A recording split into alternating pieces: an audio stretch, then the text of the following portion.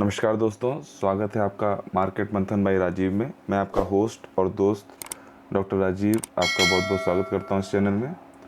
दोस्तों, सुरक्षा diagnostic limited का आईपीओ 29 नवंबर से ओपन हो गया है। तो इसमें हमें अप्लाई करना चाहिए या ना करना चाहिए, इसके लिए हमें इसका डिटेल ओवरव्यू जानना बहुत ज़रूरी है। तो आज हम लोग सुरक्षा डायग्नोस्टिक्स लिमिटेड के आईपीओ के बारे में कुछ जानकारी लेते हैं और उसके बाद ये डिसीज़न ले पाएंगे कि हमें इस आईपीओ में अप्लाई करना चाहिए कि नहीं करना चाहिए।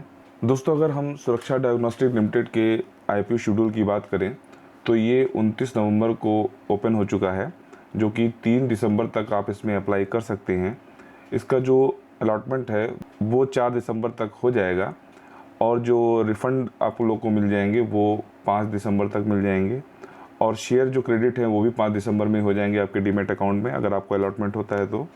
और इसकी जो लिस्टिंग होगी वो दिसंबर 6 को प्राइमरी मार्केट्स में होगी। सुरक्षा डायग्नोस्टिक्स लिमिटेड करती क्या है, तो ये एक कोलकाता बेस्ड कंपनी है जो कि पैथोलॉजी सर्विसेज में काम करती है।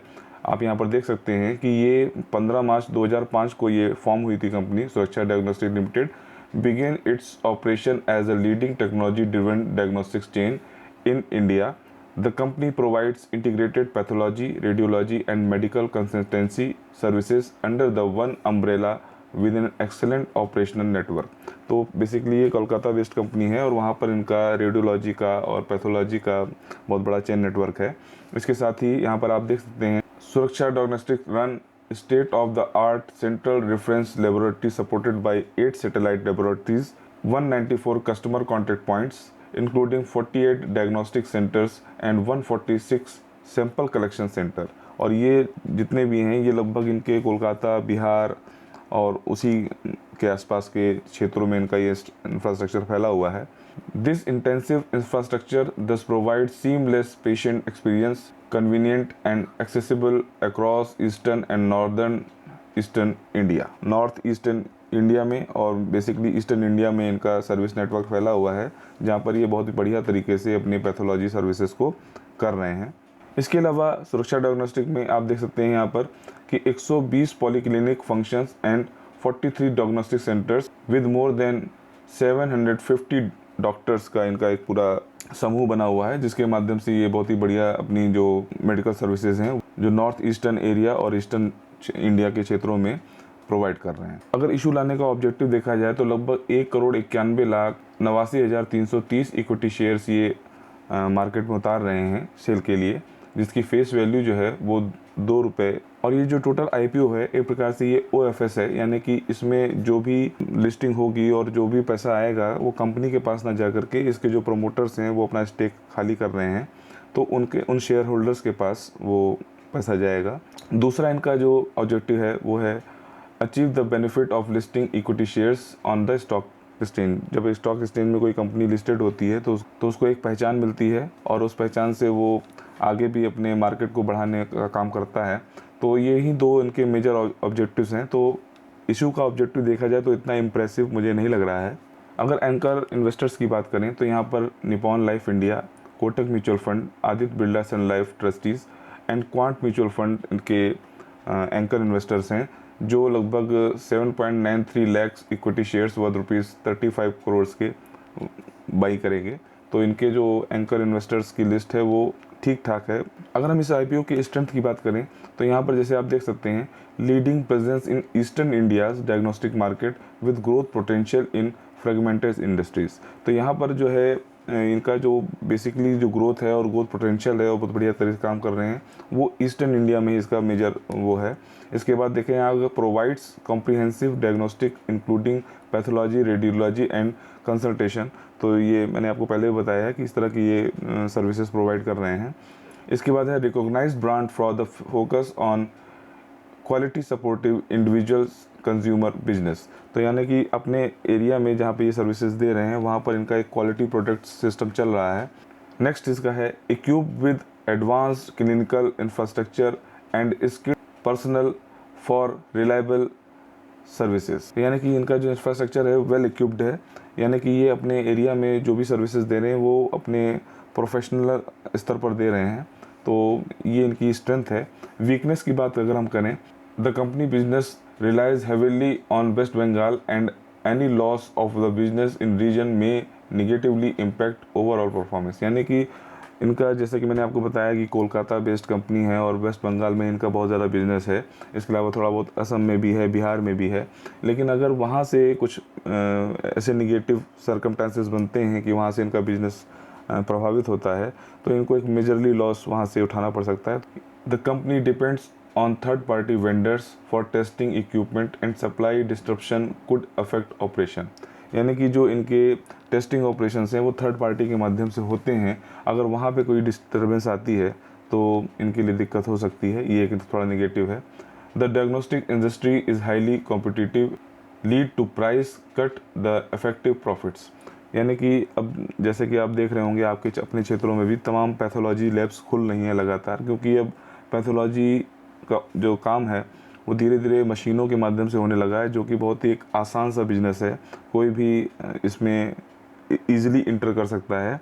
तो जैसे ही अगर कोई बिज़नेस में आप ईज़िली इंटर करते हैं तो वहाँ पर कंपटीशन लेवल बढ़ने के चांसेस ज़्यादा रहते हैं।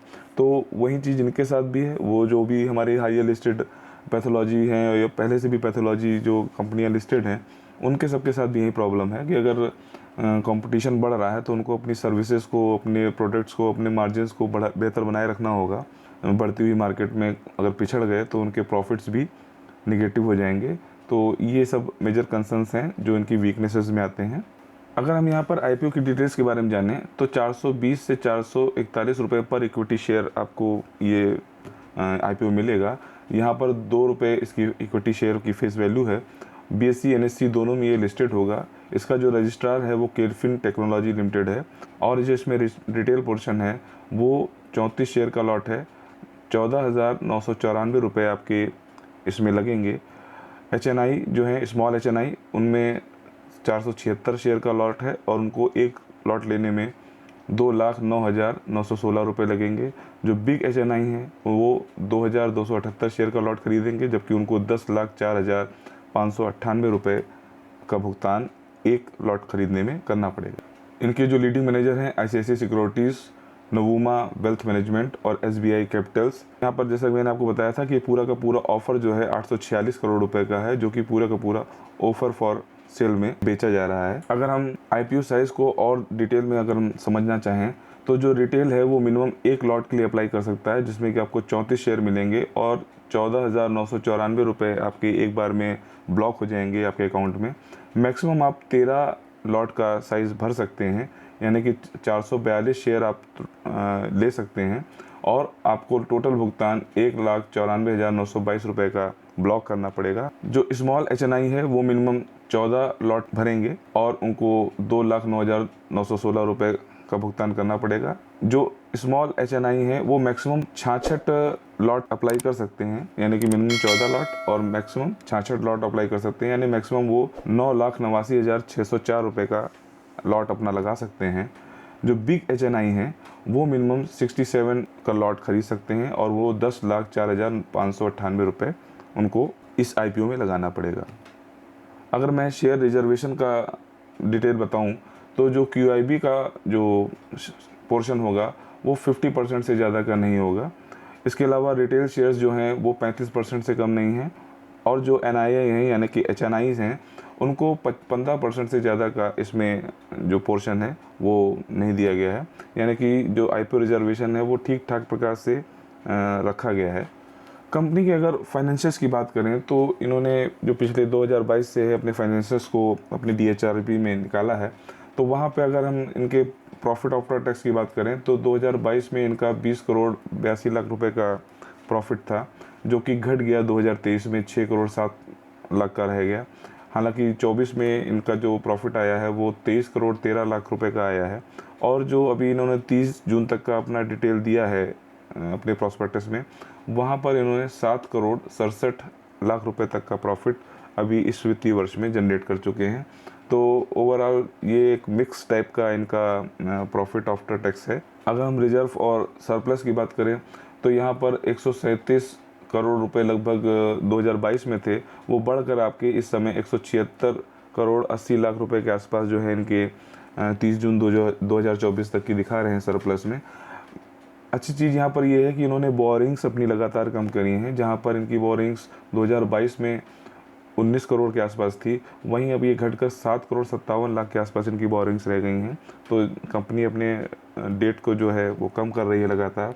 हालांकि इस आईपीओ में कुछ पोर्शन कंपनी को भी जाता है, तो शायद वो अपने डेट्स को और कम कर पाती और कहीं ना कहीं ये कंपनी डेट फ्री हो सकती थी। अगर हम पीयर कंपैरिजन की बात करें तो पीयर कंपैरिजन में आप देख सकते हैं यहाँ पर डॉक्टर लाल पैथलैब लिस्टेड है, मेट्रोपोलिस हेल्थ केयर लिस्टेड है, थायरोकेयर लिस्टेड है, विजय डायग्नोस्टिक लिस्टेड है। हालांकि इनका आप बहुत सही कंपैरिजन सुरक्षा डायग्नोस्टिक से नहीं कर सकते हैं, क्योंकि ये जो लाल पैथलैब है, मेट्रोपोलिस हेल्थ केयर है, थायरोकेयर है, ये पूरे इंडिया में कायदे से अपना बिजनेस फैलाए हुए हैं। जबकि सुरक्षा डायग्नोस्टिक का जो बिज़नेस है वो मेनली कोलकाता ईस्टर्न इंडिया में ही ज़्यादा फैला हुआ है। तो इनका बहुत ही कट टू कट कंपैरिजन नहीं बन सकता है। लेकिन चूँकि ये सब पैथोलॉजी की कंपनियां हैं, तो अगर हम उनके पी रेशियो की बात करें तो यहाँ पर बहुत ज़्यादा पी रेशियो में ये सुरक्षा डायग्नोस्टिक काम कर रही है। लगभग 99.31 का इनका जो पी रेशियो है वो आया हुआ है। जबकि अभी तक जो लिस्टेड पेयर्स हैं उनमें सबसे महंगा जो है वो मेट्रोपोलिस हेल्थ केयर का है, जबकि सबसे सस्ता देखा जाए तो थायरोकेयर का है। तो ओवरऑल देखा जाए तो कंपनी ने जो आईपीओ के जो अपने रेट्स निकाले हैं 441 रुपये पर शेयर के हिसाब से, वो बहुत ही ओवर प्राइस्ड है। यानी कि मार्केट में लिस्टेड होने में इसमें जो लिस्टिंग गेन की जो हम लोग बात करते हैं उसकी संभावना बहुत ही कम लग रही है, क्योंकि यहाँ का जो पी रेशियो इनका 99 है, ये बहुत ही ओवर प्राइस्ड की ओर इंडिकेशन कर रहा है। अब हम लोग आ गए हैं कंपनी की वेबसाइट पर। यहाँ पर देख रहे हैं आप, सुरक्षा क्लिनिक एंड डायग्नोस्टिक के नाम से इनकी वेबसाइट है। और यहाँ पर ओवरव्यू में देखें तो we are offer one stop integrated solution for pathology and radiology testing, medical consultation services और our customer through our extensive operational network. अगर हम इनके सर्विसेज पे जाकर के बात करें तो यहाँ पर इनकी आप सर्विसेज देख सकते हैं, जैसे कि x-ray, MRI, CT scan, UGC test, OPG test. इसके अलावा न्यूरोलॉजी में ईईजी टेस्ट होता है, कार्डियोलॉजी में ईसीजी, जो मेजर आपके टेस्ट होते हैं ये सब कवर कर रहे हैं ये। इसके अलावा स्ट्रेस टेस्ट जो है, होल्टर मॉनिटर है, इसके बाद पीएफटी है, गैस्ट्रोलॉजी में अपर जीआई है, लोअर जीआई है, इस प्रकार की ये सब टेस्टिंग ये लोग कर रहे हैं। पैथोलॉजी में अगर देखें तो माइक्रोबायोलॉजिकल टेस्ट हैं, सीरोलॉजी टेस्ट हैं, मॉलिकुलर बायोलॉजी है, हीमोटोलॉजी है। तो जो मेजरली टेस्ट होते हैं आपके जनरली चेकअप में, तो ये सारे टेस्ट ये लगभग कवर कर रहे हैं। तो इनके सेंटर्स अगर आप देखें तो सेंटर्स इनके मेजरली वेस्ट बंगाल में हैं, दीमापुर में हैं, इसके अलावा बिहार में, असम में कलेक्शन सेंटर्स भी इनके थोड़े थोड़े बने हुए हैं। तो मेजरली बिजनेस इनका वेस्ट बंगाल में ज़्यादा फैला हुआ है। अगर यहाँ पर देखें तो कंपनी का जीएमपी जो है वो अभी 0 चल रहा है, यानी कि कोई लिस्टिंग गेन की संभावना यहाँ पर दिख नहीं रही है, क्योंकि जीएमपी एक ग्रे मार्केट प्राइस होता है जो कि एक आईपीओ के बारे में अंदाज़ा लगाता है कि ये लिस्टेड होने पे हमको कितना गेन दे सकती है। लेकिन ये बहुत ही क्लियर कट संदेशा नहीं होता है। अभी हमने हालिया लिस्टेड ओला इलेक्ट्रिक में देखा था, वहाँ पर भी जीएमपी बहुत बढ़िया नहीं दिखा रहा था, लेकिन जब ये खुला था तो डबल में खुला था। तो जीएमपी एक अंदाज़ा लगाने के लिए चीज़ होती है, लेकिन ये इसके बारे में ज़रूरी नहीं है कि ये आपको उतना ही लिस्टिंग गेन देगी। 100 में 90% आप कह सकते हैं कि कभी कभी करेक्ट होती है, लेकिन 10% उसमें गुंजाइश रहती है कि वो जीएमपी विपरीत भी जा सकती है। तो जीएमपी पर हम लोग बिल्कुल क्लियर कट भरोसा नहीं कर सकते हैं, लेकिन एक अंदाज़ा ज़रूर ले सकते हैं। तो यहाँ पर आप देखिए कि यहाँ पर 0 जीएमपी चल रही है। उसका कारण मैंने आपको बताया कि ये कंपनी जो आईपीओ प्राइस लेके आई है वो ओवर प्राइस्ड है, यानी कि लिस्टिंग के समय में कुछ गेन होने की संभावना उसने नहीं छोड़ी हुई है। तो यहाँ पर मेरा अनुमान यही है कि अगर आप इसमें एक लिस्टिंग गेन के तहत अप्लाई करना चाहते हैं तो मेरी आपको राय है कम्प्लीटली अवॉइड करने की। और अगर आप इसमें 1-2 साल बने रह सकते हैं तो आप इसमें 1-2 साल बने रहने के हिसाब से अप्लाई कर सकते हैं।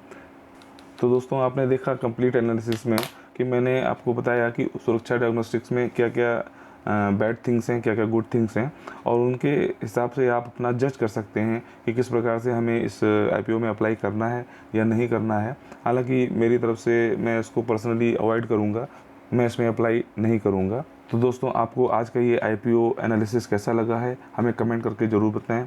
अगर कोई क्वेश्चन आपके इस आईपीओ से रिलेटेड हैं तो वो भी हमको कमेंट करके बता दीजिए, मैं उनको पढ़ करके उसका जवाब देने की कोशिश करूँगा। आज का ये वीडियो आपको कैसा लगा है उसके बारे में भी हमको बताएं। अगर आपने यहाँ तक की वीडियो देखा है और आपको कुछ जानकारी प्राप्त हुई है तो प्लीज़ लाइक द वीडियो और हमको सपोर्ट करिए। अगर अभी तक आपने सब्सक्राइब नहीं किया है तो प्लीज़ सब्सक्राइब अस। दोस्तों जल्दी मिलते हैं हम लोग फिर एक नई वीडियो में, तब तक के लिए नमस्कार।